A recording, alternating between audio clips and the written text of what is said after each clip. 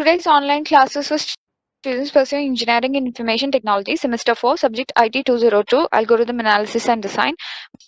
For handling today's session, we have Dr.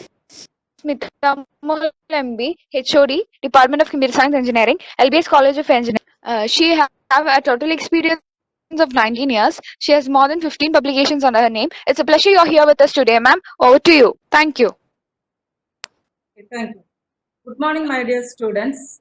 Today's session is Module 4, Backtracking. Backtracking is a very important algorithmic design strategy. And actually, what is this backtracking?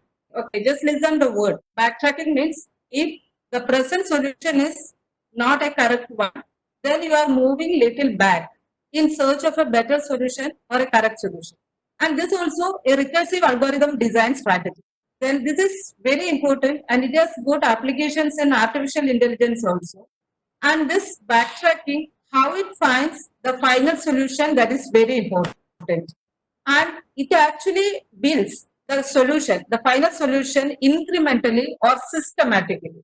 And the second point is very important. It systematically iterate through all possible configurations of a search space.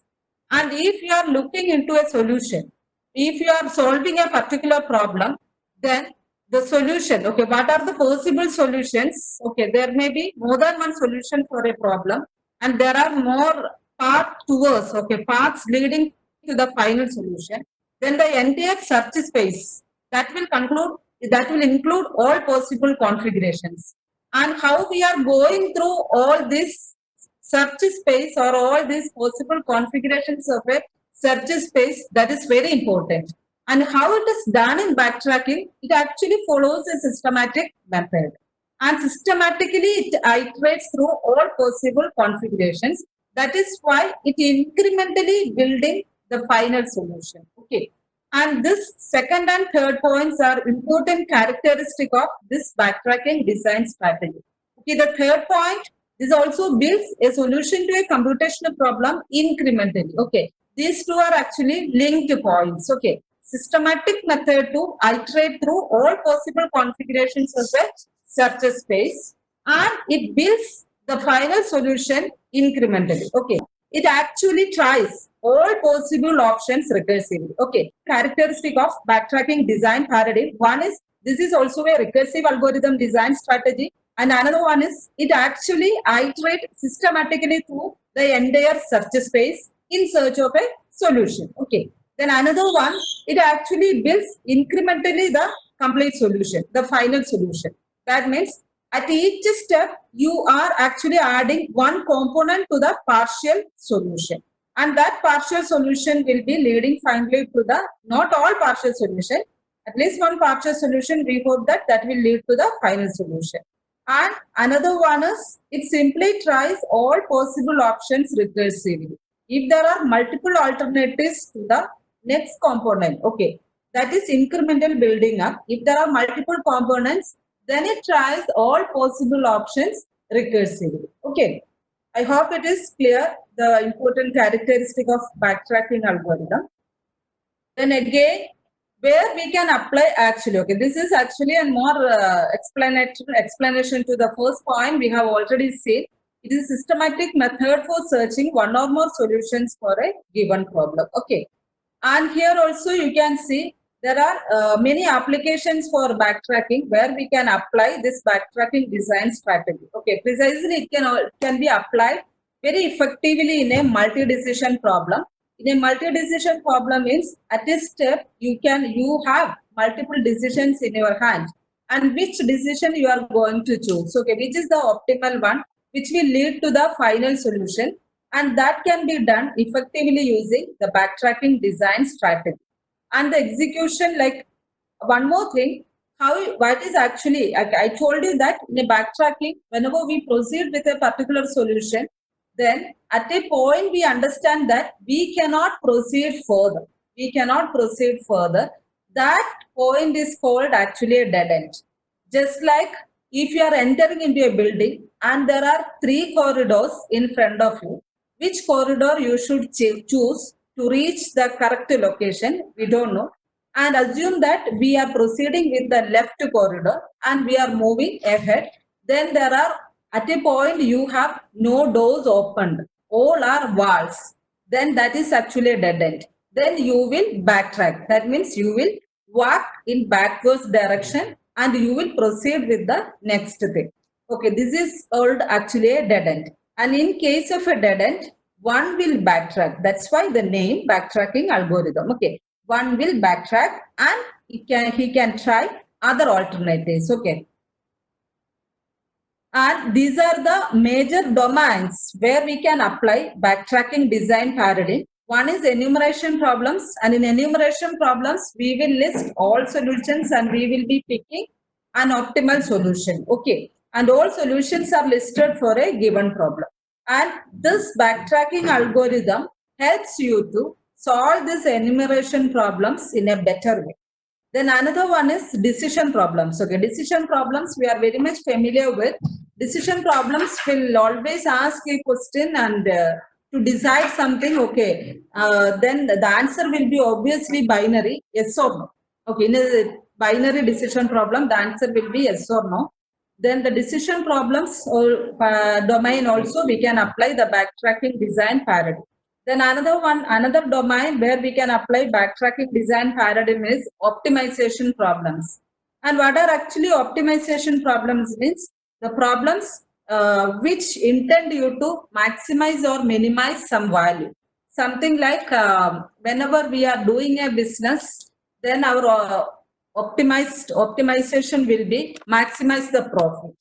And if you are constructing a house, then the optimization will be minimizing the cost. And in all these cases, certain limitations will be there. Okay, for example, if you are building a house, you can see the limitations are actually your requirement, satisfying your requirement, how to minimize the cost. And in all the cases, there will be some constraints, limitations, and this optimization domain, decision problems and enumeration problems, where we can apply backtracking design paradigm effectively.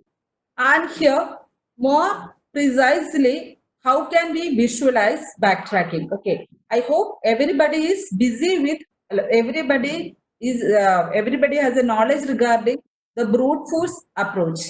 And actually, what is brute force approach? Trying all possibilities without skipping any possibility. That means you have to try all possibilities one by one. And what's the problem with this brute force approach? It will always lead to exponential time complexity. That is why for solving these problems, we cannot apply. Normally, one won't go for a brute force design technique. And this is actually organized brute force. Okay, this is not a brute force. There is a difference. Backtracking also, you should remember that at the worst case, okay, if the search space does not contain a solution, then you will try all alternatives.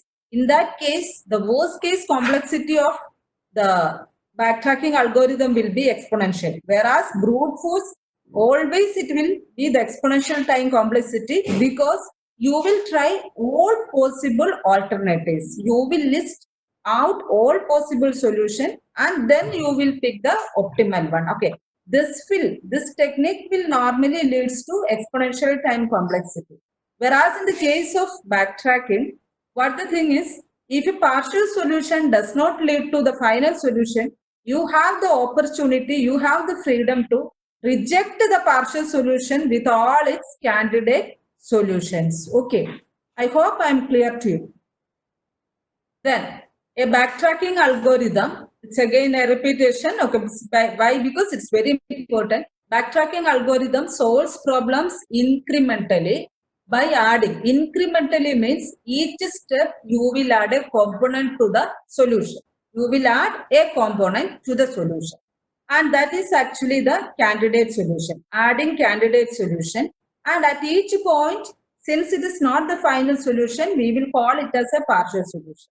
And this process will be done till final solution is obtained. Okay, this is the heart of or the technique of the backtracking design paradigm. Okay, then actually how we are applying this, that can be discussed only with respect to a specific problem. And this is actually the general algorithmic technique. And this can be customized for each individual problem. Okay. And the freedom here, what is the major difference between backtracking and the brute force is, if a partial solution does not lead to a solution, then you can reject it along with its other candidate solution. This is an important step in backtracking. And this is called the pruning, just like cutting off a tree branch. If you represent all the partial solution, it will look like a tree. And the pruning is nothing but you are removing a tree branch, you are removing a subtree, you are removing an internal node with some leaves. And this is nothing but you are very much sure that this partial solution is not leading to the final solution. Okay, thus I'll summarize these important discussions in this slide as the last point. If a solution vector means how you build up the final partial solution. If a solution vector is found to be non-promising, okay, non-promising means we are sure that it is not leading to the final solution. Then further generation of the solution vector is stopped. Further generation of solution vector is stopped. That means you can reject the partial solution with all its candidate solution, and you can actually you are doing a pruning. Okay, these are actually the important thing. And as per the syllabus, these are actually the explanation to backtracking and the control abstractions. And one more thing, the backtracking employs a search technique, and that search technique is nothing but DFS with some bounding functions. Okay, this is very important. Backtracking is not simply DFS. Okay, DFS, we are applying DFS, or backtracking uses DFS strategy in the search space. That means I hope everybody knows what is depth first search strategy. You will be going in depth, then you will go back and proceed with another path. Okay. And if you don't know, you have to just see what is actually depth first search. Okay. There are two search techniques, depth first and breadth first. Okay. I hope in the previous module, third module itself, you have studied depth first search, and also in data structure subject, you may have studied depth first search. And backtracking is not simply depth first search. It employs depth first search with some bounding function. Bounding functions are actually the constraints, the limitations. And this will, why we include, okay, what is the role of this bounding function? They are very important. They will reduce the search space. That is why backtracking always better than brute force. We will always use some bounding functions, restrictions, constraints, limitations, and this will obviously reduce the search space. Okay. And generally, for any problem, the general algorithm, the output will be a solution vector. If there are n components for a problem solution vector, then the n components will be listed like this: x1, x2, etc., xn. Okay. And here n is the number of components of the solution vector. Okay. Then constraints, I already told you, they are actually the limitations, and generally we have explicit constraints and implicit constraints. And explicit constraint is something like limiting the domain of a particular variable's value. For example, if I write xi is greater than or equal to 2 means xi can always take a positive value greater than or equal to 2. It can't take never 1, 0 or any negative value. That is actually an explicit constraint. And implicit constraint means you can move. Okay, maybe we are describing our movement with respect to a problem. Then the movement is you can move only in northwest or northeast direction. That means your movement is restricted. Okay. And these are actually explicit and implicit constraints. I hope it is more clear whenever we discuss the backtracking design strategy with a specific problem. Okay. And this is actually the control abstraction of backtracking. It involves two important stages. Backtracking design strategy involves two important stages. One is generation of a state space tree. And this is nothing but your search, your entire search space. And how you will be representing it, it is easy to visualize it as a tree. You will start from a root and you will have nodes, internal nodes, then leaves. And whenever you are reaching from root to leaf and that path, that visit is a final answer, then you are very successful. You got a final answer. Otherwise, you will reach a point that is a dead end. You can't proceed further, just like there were no doors, only walls. Then you have to backtrack and search for a new door or a new entry. Okay. And this representation of the search space is actually the generation. That generation is state space tree. And this, if you are representing them as a tree, the visualization is very much easy. Then exploring the state space tree. And exploring the state space tree means you will search instead of, that is your search space is represented very clearly. Now you can explore the state space tree, this search space, and you can find final solutions. Okay, there may be, remember, there may be more than one solution, but the optimal one you have to decide.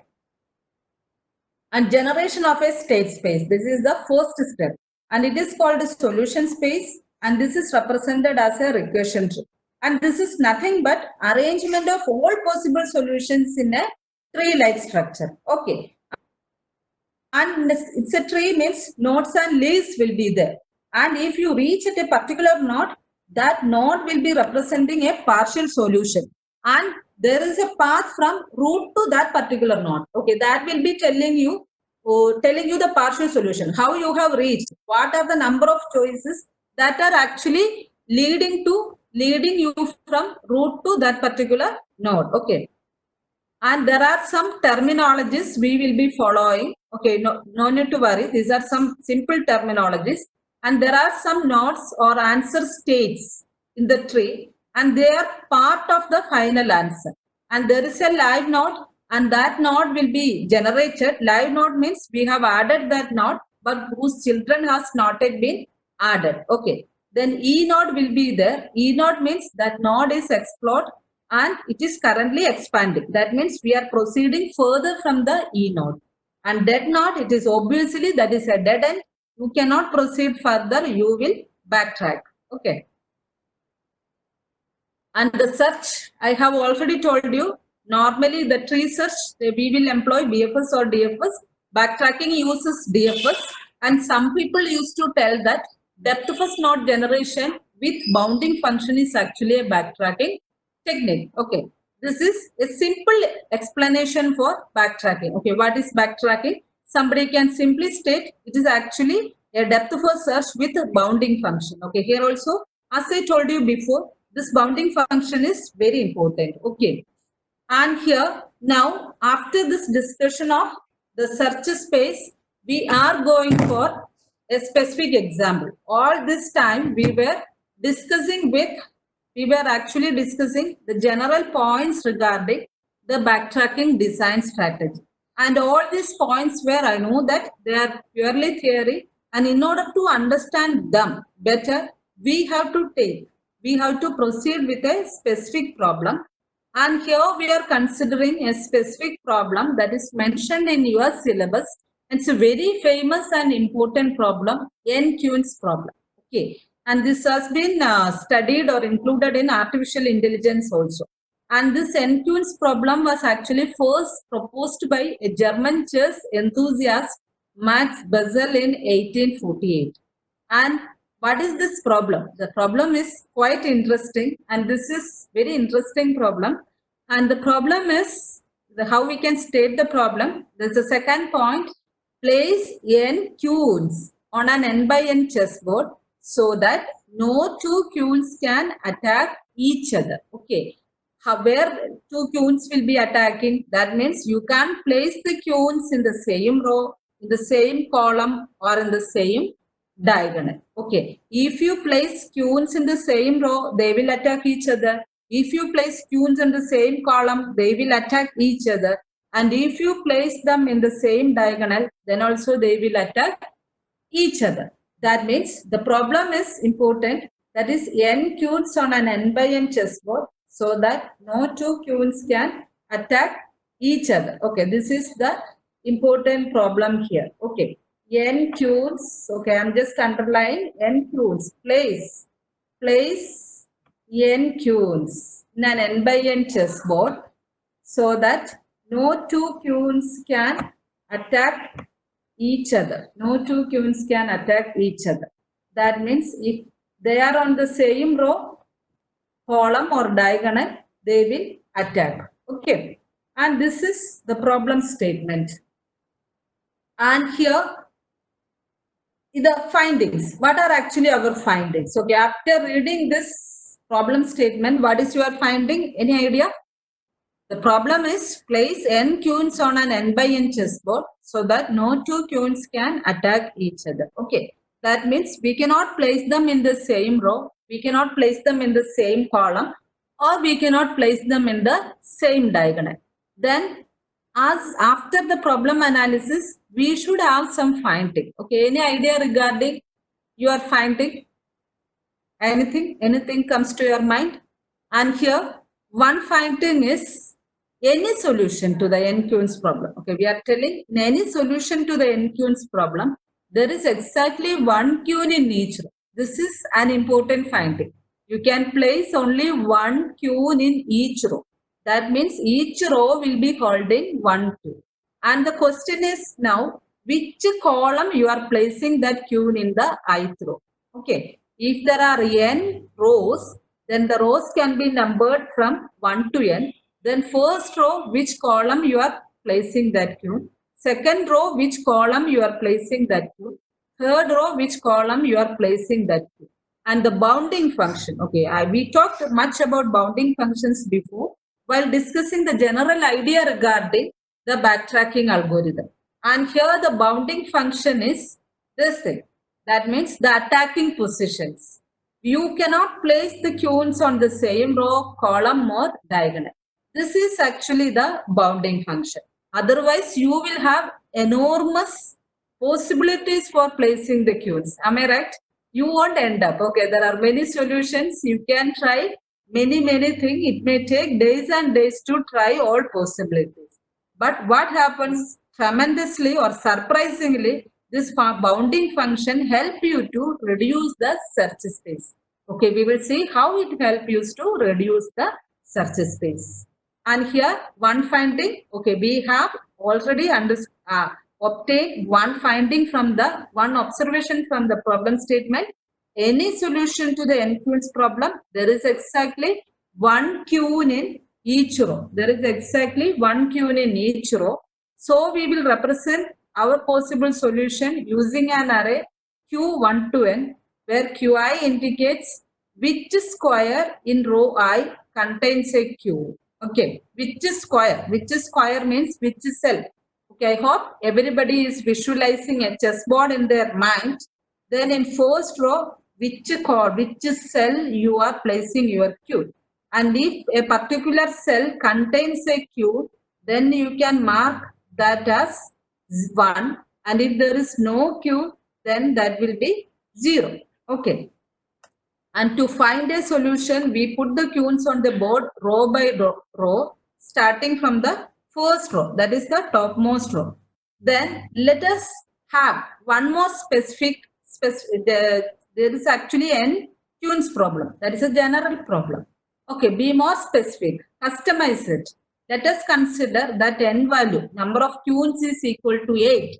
Then the problem can be encoded as 8 queens problem.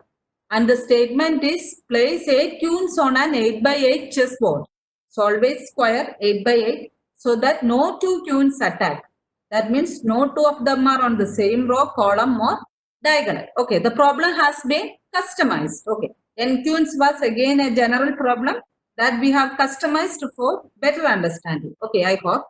Then, okay, any doubts? Any doubts you can post it in the chat box. Okay, anything? Okay, I hope students you are listening, and if any doubts, please note it down.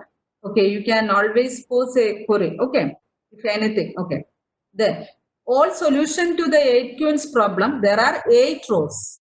Then the solution vector consists of only 8 components. Because we know that there are 8 rows, 1 queen per row, then the solution vector will have 8 components, 1 component for 1 row. Okay. Therefore, 8 tuples, okay, only 8 components will be there, and xi is the column of the ith row. Okay, if the first solution 4 means, if it is 4 means first row, fourth column, fourth cell, the queen is placed. And if xi is 7 means last row, seventh column, the queen is placed. xi is the column of the ith row where the ith queen is placed. And the explicit constraints are this value can be ranged from 1 to 8 only. And if we are not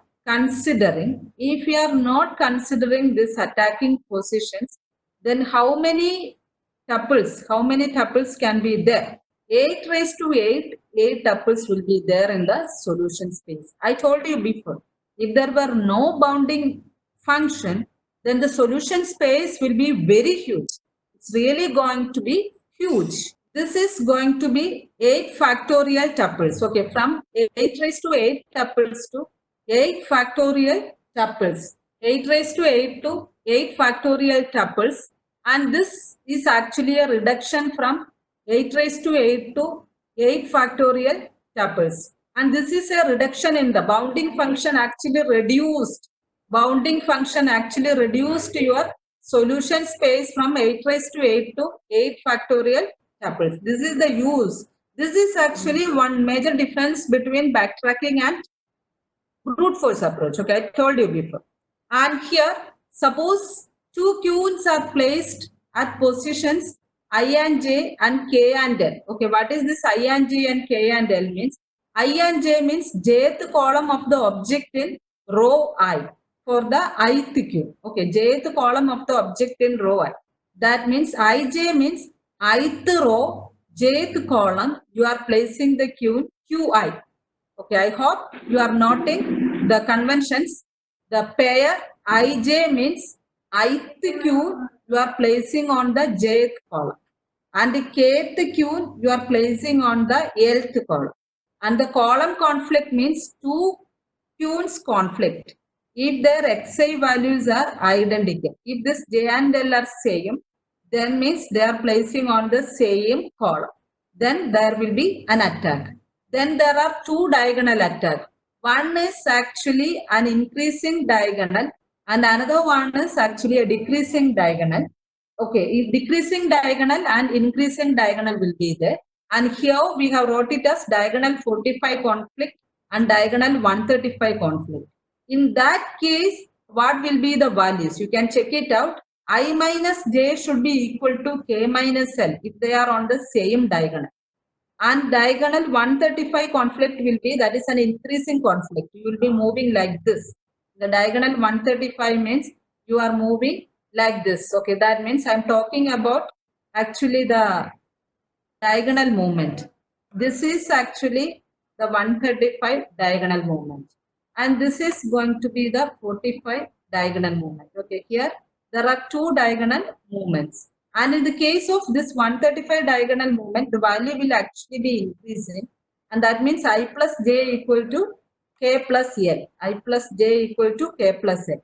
And you can have a mere exchange and you will be getting j minus l equal to k minus I. And here also you are getting j minus l equal to I minus k. But we are never interested in their diagonal values. Okay, we are never interested in their diagonal values. And we can see we will take their absolute values, j minus l equal to I minus k. Okay, this is some solution. Okay, some space to this particular 8 queens problem. Okay, this is not a final solution. Okay, I'll tell you how we can get the final solution. This placement, just to understand the terminology, see the first column, second cell. First row, second cell, the queen is placed. Second row, fifth cell, the queen is placed. Third row, first cell, the queen is placed. And here you can see these two queens are actually on the attacking positions.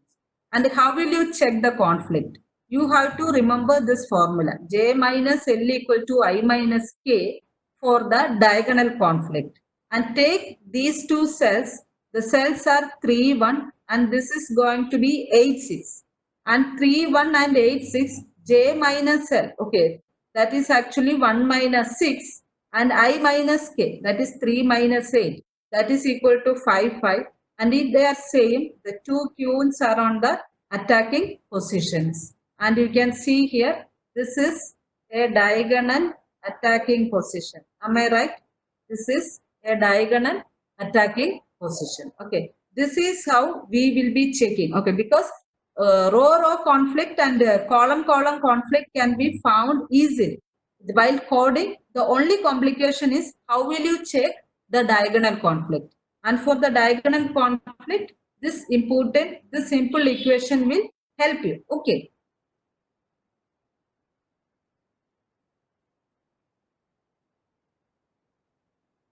Okay, any doubts, you please note it down. And suppose we are going to find a solution. Okay, we are going to check for a solution. And for the first 4 rows, we have randomly placed 4 queues, satisfying the constraints. Okay, this is just an example how we can build up a solution. And assume that in the first row, I am free to place the queue at any location. Okay, I am randomly choosing the 7th cell. Okay, I am placing the queue here. Then second row, how many locations are actually possible for me? This is an attacking position. This is also an attacking position. And here you can see, after placing the first queue, I cannot place here, I cannot place here, and I cannot place here.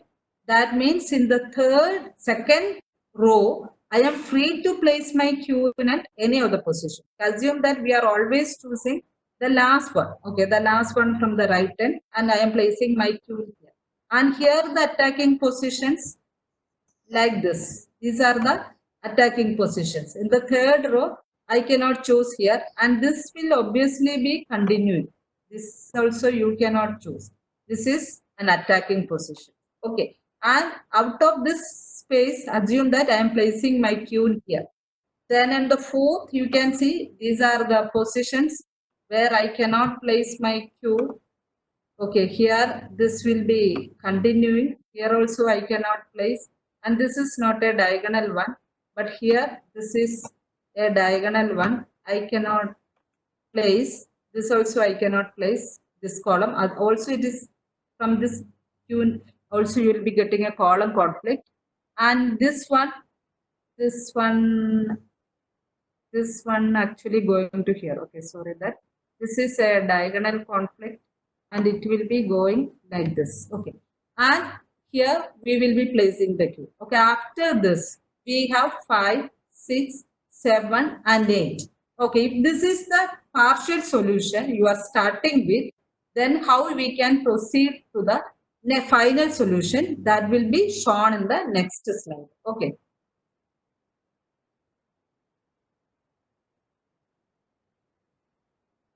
And this is the thing. We have 7531 as the initial configuration. Okay, 7531 as the initial configuration. That means first row 7th column, second row 5th column, third row 3rd column, fourth row 1st column. We have placed 4 queues. This is an 8 by 8 queue problem. Then where we are going to place our 5th queue? Okay, assume that we are placing on the second column. We are placing on the second column. We will compute j minus L, what is the value? 1 minus 2. Then I minus K, what is the value? 4 minus 1. And these two values are same. That means you have a conflict, a diagonal conflict. Therefore, the values not in 7531. Okay, the solution vector consists of only 1, 2, 3, 4, 5, 6, 7, 8. There are only 8 possible values in a solution vector. Out of this, 4 are already fixed. That means 7531, we have already chosen the positions. Therefore, the rest, to avoid the column conflict, are 2 you have not chosen, then 4 you have not chosen, 6 and 8. 2, 4, 6, 8. That means we have placed at odd positions and the remaining are actually even positions. Let us try one alternative at a time starting from the lowest value. 2, 4, 6, 8 are the remaining values. Okay, let me start with the 2 first. Okay, assume that on the 5th row, second column, I am putting my queue. Then I am getting a diagonal conflict. I am getting a diagonal conflict with the just before placement, that is the 4th row, I am getting a diagonal conflict. And this star indicates where I have conflicting queues. the fourth row and fifth row, if I place on second column, I have a diagonal conflict. Therefore, I cannot place on the second column. Okay. Third, already there is a queue. Therefore, take the next option 4. And 4, I will check the values that won't lead to a conflict. Therefore, presently, I am safe. Therefore, on the fifth row, fourth column, I am placing my queue. Then I will proceed to my next column, next row, that is actually 6. And 6, where I can place the remaining values, remaining positions, columns to be chosen are 2, 6 and 8. Okay, let me start with the smallest one, 2. Then if I place my queen on the second column, I am getting a conflict with the first placement, that is 7th column. First row, 7th column. The j minus l value and I minus k value are 7 minus 2 and 1 minus 6. You can see 7 minus 2, the placement 7 minus 2 and the respective row are 1 minus 6. Their values are same. Therefore, I am getting a conflict. Therefore, I am getting a conflict with this and I cannot place on the second column. Therefore, I will proceed with the next placement. Next placement are possible only in 6th column and 8th column without any column conflict. Without any column conflict. Okay, therefore, I will proceed to the 6th column. The next one is the 6th cell. Here also, unfortunately, I am getting a conflict with the third one, 3 minus 6 and you can see 3 minus 6 and again 3 minus 6. The values are same. I am getting a conflict. Therefore, I cannot place them on the 6th row. I cannot place them on 6th. Second, I cannot place them on 6th. Then I will try with 8. The 6th row placement only, 8th column. Here I am not getting any conflict. Therefore, thank God, I am presently safe at this position. Therefore, I will proceed with the next row, 7th row. The remaining values to be chosen are only 2 and 6. And I will try with the 2, the second column, without column conflict. Why 2 and 6 means without column conflict. Okay, if I place tunes on the same column, they are definitely on the attacking position. All other values I have chosen here, 1, 3, 5, 7, 4, 8. Everything I have chosen. Therefore, the remaining column values my selections are only 2 and 6. Therefore, on the 7th row, if I try with the 2, I am getting a conflict with the 5th row. That is 4 minus 2 is equal to 5 minus 7. That is 2. Therefore, I will try with the next possible option, that is 6th column. And here also I am getting the conflict with the same 5th row. 4 minus 6 equal to 5 minus 7. That is 2. Therefore, I can't place it. Therefore, undo my previous placement. Undo my just previous placement. And this is very important. Update the board. Update the chessboard by undoing my previous placement. This is your backtrack. This solution, this partial solution is not leading to. This partial solution is not leading to a final solution. Reject it along with all its candidate options. And this has been proved. Go back to the previous one. That is, undo this and start with the 4. Then any other placement options. Okay, undo this and start with this. Okay, 4. Then 4.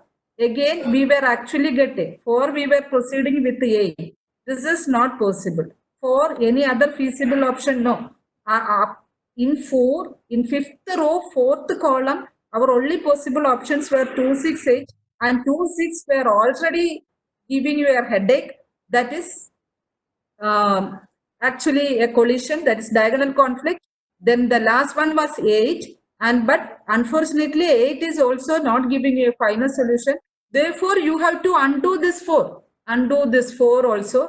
Then try with other alternative. You have tried already 2, but that was giving a conflict. Then you have gone with the 4, but that is also not leading to a final solution. Then try the other option 6. And 6 is not giving you a conflict. Then you will try for the 6th row, the second column, that is giving a conflict. Then 4th one, that is not giving a conflict. Then you will proceed for 7th. 7th options are only 2. Then 2 we have not giving a conflict. Then for the final answer 8, you are actually having a conflict. And the 8th, the only one option is the last column, that is 8. And you are having a simple option. And this option is also giving you a conflict. That means you have to undo everything. 6 is also not giving you a choice. Then 4 is 6 and 4 configuration is not giving you a choice. Then after 6, you will try with 8. Then 8, you are getting 2. Then you are getting 4. Then that is leading to a solution. This is how backtracking proceeds. This is how you backtrack. Whenever you realize that a partial solution won't lead to a final solution, like this, then prove. Reject the partial solution along with all its candidate solution, then proceed further and you will be getting the final answer. Okay, this is the design strategy. Okay, and the backtracking findings from this example. This is very important. The findings are very important. Okay, I hope that this is going to be one of the easy techniques. Okay, everybody can easily understand what is backtracking, why we are moving backward, why to move backward, okay, why we are trying other alternatives. Okay, if we are getting an answer, see here, in brute force, what we will do, we will list out all possible combinations, all possible one, then you will pick the optimal answer. Okay, in here we are not doing like that. Okay, here we are trying the alternatives available at each step. Okay, after this I hope we have tried all our alternatives and none of them led to a final solution, then we will backtrack. But if we get a final solution, then no issue, you are happy with that. Okay, that means it actually, if there is a solution, it will always does this work in polynomial time. But remember that the worst case complexity of backtracking is exponential. That is worst case, as in brute force. But brute force always does in exponential time complexity. And this is easy to understand. And this is a simple one. And you have to clearly analyze and do manually that this particular combination. Then you can see how we have proceeded, backtrack and everything. And the observation from the previous example, keep trying to extend to the next solution. Once we get a partial solution, keep trying to extend to the next solution. Then if we cannot, undo previous move and try again. That we have done already. Undo previous move and try again. Okay, I hope I am clear to you, right? Any doubts? Please note it down. Okay, fine. Then exhaustively search through all possibilities. Here we have done all possibilities 2, 6, 8. And we have backtracked because none of them led to a final solution. But remember, do it systematically. That is also there. We are doing it systematically. Okay, an incremental building up of complete solution. Doing it systematically. Okay, fine. These were the important findings from our example. Okay, any doubts? Please note it down. And the solution will be looking like this. Here there is no conflict. This is the solution. This is the final solution. Okay, another solution. That's not the only one solution.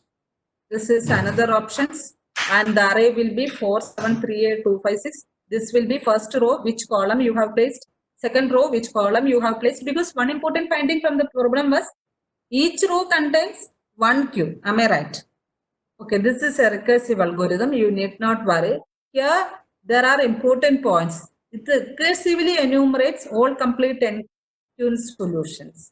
That with a given partial solution. Okay. A path from root down to any node shows the history of a partial solution. The backtracking algorithm simply performs a depth first traversal of this tree. Which tree? I'll show you. This is the tree. This is the recursion tree you are doing. This represents the state space tree.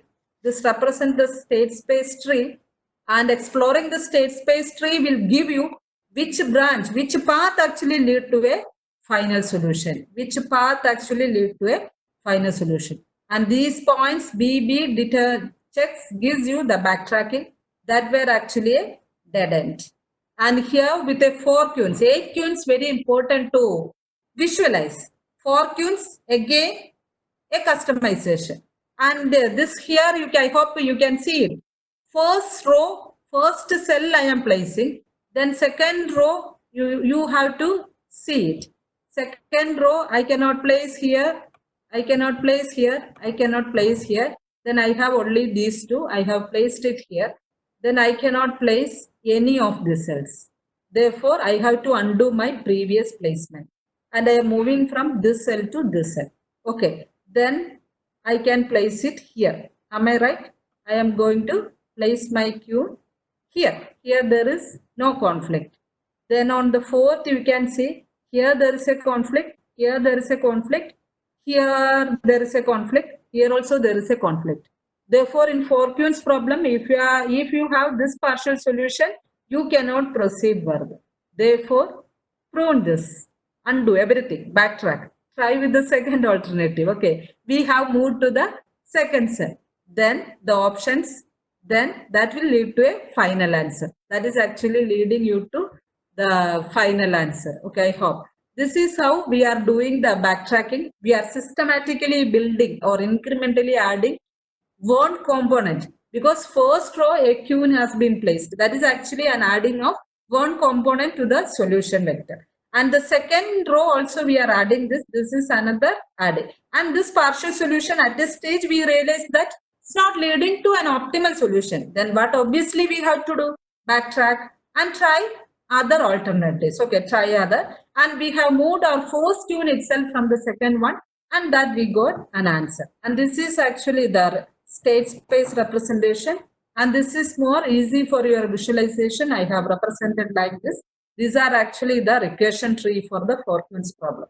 Okay, when a question is asked to draw the state space tree or the recursion tree, you are supposed to draw all possibilities, all possible movements. And for Fortune's problem, it is easy. And 8 tunes, this will be pretty large. I hope you understand that. And here, the informal algorithm is easy to grasp. Start from the first column, check row by row and place a tune. Move on to the next column, place the next tune. And more importantly, if the placement of the tune is safe, then check whether all tunes are placed. Then print the solution, else remove. If it is not safe, remove the last tune and backtrack. If the solution is not found, then report an error. Okay. Coding, just assume that we are doing some coding in Python. Then assume that it is an n by n grid. The number of rows and columns range from 0 to n minus 1. Board ij, ith row jth column is equal to 1, indicates the presence of a queue. 0 indicates absence of the queue. There is only one queue per row. Then we can write the coding, the informal algorithm like this. Place queue on a chessboard. For each C is the cell, the column. I comma C, this is actually I. Okay, I don't know why how it came L here. It is I. I comma C is available. Place that queue and update the board. If that was your last queue, then return true. You have found the final solution. If not, you have to extend this partial solution incrementally by trying to place the next queue on the board. Call the function recursive. If extend solution is also true, then final solution. Otherwise, what we have to do? Backtrack, undo this movement and update the board. And this update the board is very important, both in the positive case as well as in the negative case. Positive case means you are very optimistic, moving with the partial solution, that's a correct one, and update the movement, that's a negative one, that is, this is a dead end. In that case also, you have to undo the previous movement and update the board also. You may have placed the Q naught somewhere. Okay, right.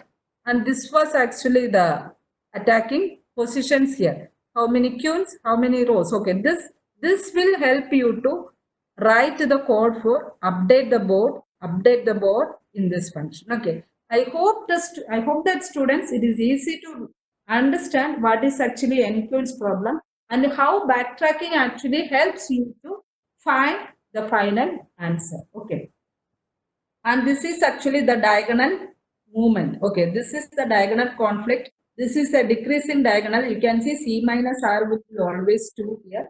This is C plus R, that is also common here.